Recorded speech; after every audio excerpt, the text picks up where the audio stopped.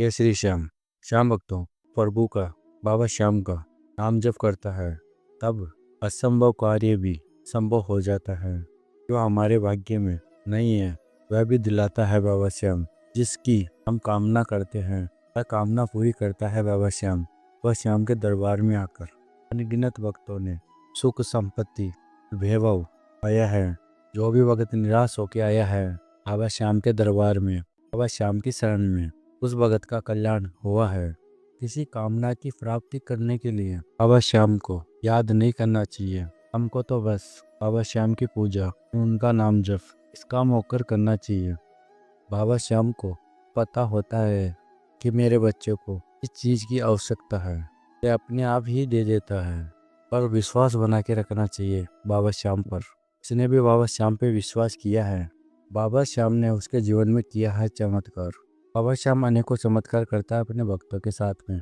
उसमें से एक ऐसी सत्य कहानी सच्चे श्याम भगत की आप सभी श्याम भक्तों तक हम लेके आए हैं। सत्य कहानी को पूरा अवश्य देखिएगा। बाबा श्याम की महिमा को अधूरा ना छोड़िएगा, ताकि आपको भी पता चले कि बाबा श्याम के सहारे जो भगत रहता है, बाबा श्याम उसके जीवन में करता है चमत्कार, सारे संकट हर लेता है उस भगत के। ये जो सत्य कहानी है वह संजय जी की है, जो दिल्ली में रहते हैं। संजय जी बताते हैं, मैं बचपन से ही भी परेशान रहता था, क्योंकि आर्थिक स्थिति कमज़ोर थी। घर में लड़ाई झगड़ा कलेश ऐसे चलता था। इसके कारण मैं काफ़ी परेशान हो चुका था। पर जब से मैंने खाटू वाले की शरण ली है, मेरी ज़िंदगी बदल दी है बाबा श्याम ने।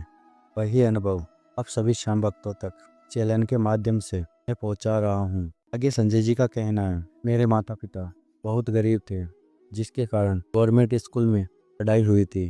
मेरे पिताजी अकेला काम करते थे, इससे हमारा गुजारा चल रहा था। गवर्नमेंट स्कूल में पढ़कर भी पढ़ाई में अच्छा था। संजय जी का कहना है कि मेरे पिताजी को मास्टर लोग बोलते थे, इस बच्चे को अच्छे स्कूल में पढ़ाओ ताकि इसको नौकरी मिल सके। मेरे पिताजी कहते थे, अच्छे स्कूल में पढ़ाने के लिए काफ़ी पैसों की आवश्यकता होती है, मेरे पास में पैसे हैं नहीं, मैं कहाँ से पढ़ाऊँ।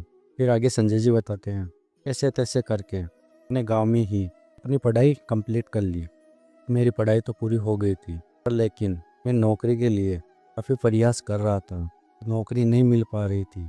इसके कारण पिताजी भी काफ़ी चिंतित रहते थे, तो मेरी माता भी काफ़ी चिंतित रहती थी। मुझे कुछ भी समझ नहीं आ रहा था कि मैं क्या करूं, जिससे मेरे घर की आर्थिक स्थिति मजबूत हो सके, मैं भी अपने पिताजी का सहारा बन सकूं। माने में ये संजय जी कहते हैं, मैं आए दिन चिंता में ही डूबा रहता था, सोचता था कि मैं क्या करूं। मैं काफ़ी ज़्यादा इंटरव्यू दिया, तो मेरे को सफलता नहीं मिल पा रही थी। इसके कारण मैं काफ़ी ज़्यादा हताश हो गया था। आगे संजय जी कहते हैं, काफ़ी अच्छे नंबर लेके आया था स्कूल में, उसका कुछ भी मतलब नहीं था। इतनी ज़्यादा आर्थिक स्थिति खराब हो चुकी थी घर की, इसके कारण इससे बदतर हो गई थी ज़िंदगी। मेरे सभी घर वाले चिंता में रहने लगे। संजय जी कहते हैं कि अचानक एक दिन मेरे पिताजी की भी तबीयत खराब हो चुकी थी, इसके कारण की भी दवाई चलना शुरू हो गई थी। मेरे पिताजी एक ही कमाने वाले थे और मैं जहाँ पे भी नौकरी निकलती थी वहाँ पर इंटरव्यू देता था, पर सफलता नहीं मिल पा रही थी। मेरे पिताजी भी काम पे नहीं जाते थे, तबीयत ठीक नहीं रहती थी, जिसके कारण अब जैसे हमारे घर पर तो संकट का पहाड़ टूट गया था। ये संजय जी का कहना है, मेरे को इतनी ज़्यादा टेंशन हो गई थी कि को नींद भी नहीं आती थी। के कारण मैं नींद की दवाई भी खाता था, तो जाके नींद आती थी। मैं यही सोचना था कि अब मेरे को नौकरी मिलेगी या नहीं मिलेगी, यही सोचता रहता था आए दिन। फिर एक दिन मेरे पास में मेरा दोस्त आया, तो उसने एक सिक्योरिटी गार्ड की नौकरी मेरे पास में लेके आया। वह बोला, वहाँ पर जॉब है, तुम कर लोगे। मैंने कहा कि ठीक है, मैं कर लूँगा। तक मेरे को नौकरी ना मिले तक मेरा खर्चा और मेरे घर वाले का खर्चा तो निकल जाएगा। मैंने इसके लिए हाँ कर दिया। फिर अगले ही दिन से मैंने ये नौकरी ज्वाइन कर ली। इससे मेरे को 10,000 रुपये मिल जाया करते थे, और इस पैसों से मैं क्या करूं, अपने पिताजी की दवाई की व्यवस्था करूं, अपने घर का खर्च चलाऊं। कुछ समझ में नहीं आ रहा था मैं क्या कर सकता था। आगे संजय जी का कहना है, मैं दिन में तो इंटरव्यू देने के लिए जाता था, साथ में मैं वहाँ पर गार्ड की नौकरी करने के लिए जाता था। मैं दिन रात फिर प्रयास करता था। मैं काम करता था, मैं अपने माता पिता से मैं छुपा के करता था। मैं एक गार्ड की नौकरी करता हूँ। मेरे माता पिता यही सोचते, हमने अपने बच्चे को इतना आगे पढ़ाया है, ऐसे तैसे करके आज गार्ड की नौकरी कर रहा है। उनको बहुत बुरा लगता। तब यही बात मैं छुपा के रखता था अपने माता पिता से। आगे संजय जी का कहना है कि जहाँ पर काम करता था वहाँ पर एक बूढ़े व्यक्ति काम करते थे। मैंने उनको अपनी सारी बात बताई।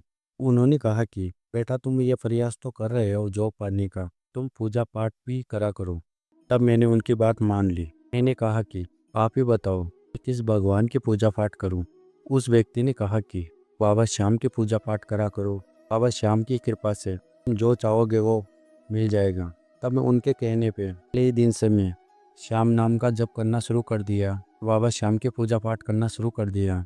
बाबा श्याम की कृपा मेरे पे ऐसी हुई कि 15 दिन में मेरे को बाबा श्याम के दर्शन हुए, जिससे मेरे को पता चल गया था कि जो भी मेरे संकट है वह बाबा श्याम की कृपा से अब दूर हो जाएंगे। और मेरे पिताजी की भी तबीयत में सुधार होना शुरू हो गया। तो वे दवाई खाते थे, वह भी दवाई खाना बंद कर दिया। बाबा श्याम की कृपा और खाटवाले की कृपा ऐसी हुई हमारे घर पर। एक दिन मेरे पास में रेलवे का नौकरी का इंटरव्यू आया। मैं वह इंटरव्यू देने के लिए गया और बाबा श्याम की कृपा से वह मेरे को नौकरी मिल गई। हमारे घर में इतना खुशी का माहौल था को मैं आप सभी श्याम भक्तों को बता भी नहीं सकता हूँ। वह श्याम ने मेरे जीवन में इतना चमत्कार किया है। वह नौकरी पाकर मैं इतना खुश हो गया। वह श्याम को इतना धन्यवाद किया। आगे संजय जी का कहना है, मेरे पिताजी की भी तबीयत कुल ठीक हो गई है बाबा श्याम की कृपा से। आज मैं हर 11 में बाबा श्याम के दरबार में जाता हूँ। बाबा श्याम को इतना धन्यवाद कहता हूँ। बाबा श्याम, आपने मेरे जीवन में इतना चमत्कार किया है जिसको मैं कभी भूल नहीं पाऊंगा। सच में हारे के सहारे हो, दया के सागर हो, वह अपनी किस्मत को भी बदल देता है। बात बिल्कुल सत्य है। यह मैंने बाबा श्याम को कहा।